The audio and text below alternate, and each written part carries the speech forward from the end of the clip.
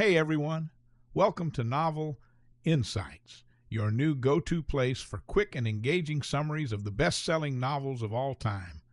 Whether you're short on time or just want a refresher, I've got you covered with breakdowns of the books everyone's talking about.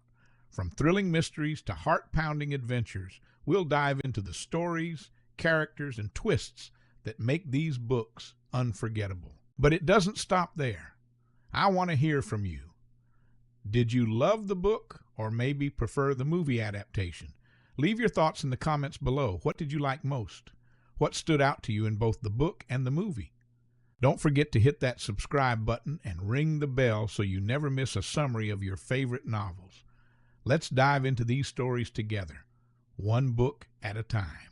The Da Vinci Code, written by Dan Brown, is a fast-paced mystery thriller that explores themes of religious history, art, and secret societies.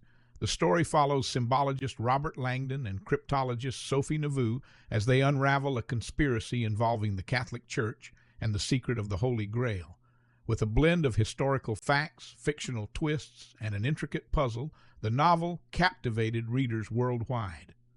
The novel was a massive commercial success, quickly becoming a cultural phenomenon. It topped the New York Times bestseller list for 136 consecutive weeks, making it one of the longest-running bestsellers of the early 2000s. Readers praised its fast-paced narrative and thought-provoking storyline, while some criticized its controversial portrayal of religious themes. Despite the mixed views on its subject matter, The Da Vinci Code became one of the best-selling novels of all time, with over 80 million copies sold globally. The film adaptation, released in 2006, starred Tom Hanks as Robert Langdon and was directed by Ron Howard. The movie received mixed reviews from critics, earning a 24% on Rotten Tomatoes and a 46% on Metacritic.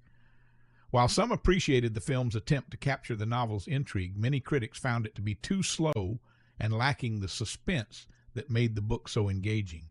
Despite this, the movie was a box office hit, grossing over $750 million worldwide. Overall, both the novel and the film left a significant impact on popular culture, sparking discussions and debates that continue to this day. Now, let's dive into the novel. The Da Vinci Code starts with the murder of Jacques Saunière, the curator of the Louvre in Paris.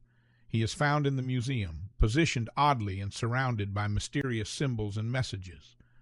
Robert Langdon, a Harvard professor of symbology, is called to the crime scene by French police.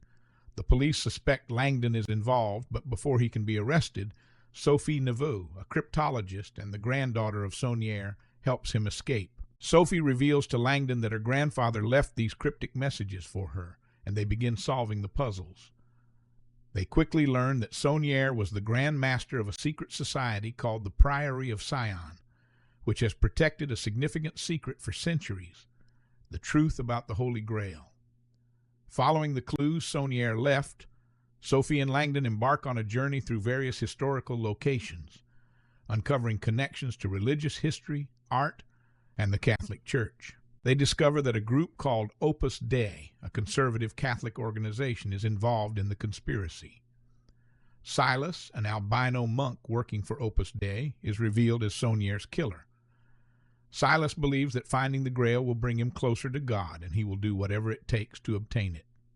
As Langdon and Sophie delve deeper, they learn that the Holy Grail is not a chalice, as commonly believed, but a hidden truth about Mary Magdalene. According to ancient texts and secrets guarded by the Priory of Sion, Mary Magdalene was not just a follower of Jesus, but his wife, and she bore his child. The Grail represents this bloodline, which has been passed down through generations. The Church, fearing that this revelation would undermine its authority, has suppressed this truth for centuries. Their journey leads them to Sir Lee Teabing, a historian and Grail expert. Teabing explains that the true Grail is not a physical object, but historical documents proving the existence of Jesus' bloodline. Teabing joins Langdon and Sophie in their quest, but soon a series of twists reveal that Teabing has his own agenda. Teabing is revealed to be the mastermind behind the entire plot. He orchestrated Saunière's murder and manipulated Silas to carry out the assassination. His plan is to reveal the truth about the Holy Grail to the world, believing it will challenge the teachings of the church and reshape society. Langdon and Sophie, initially trusting Teabing, realize they've been deceived. In a tense confrontation, Teabing is stopped before he can fully execute his plan. He is arrested by the authorities, and Silas, manipulated by Teabing and driven by guilt, dies in the process. Langdon and Sophie survive the ordeal, but face the decision of what to do with the information they've uncovered.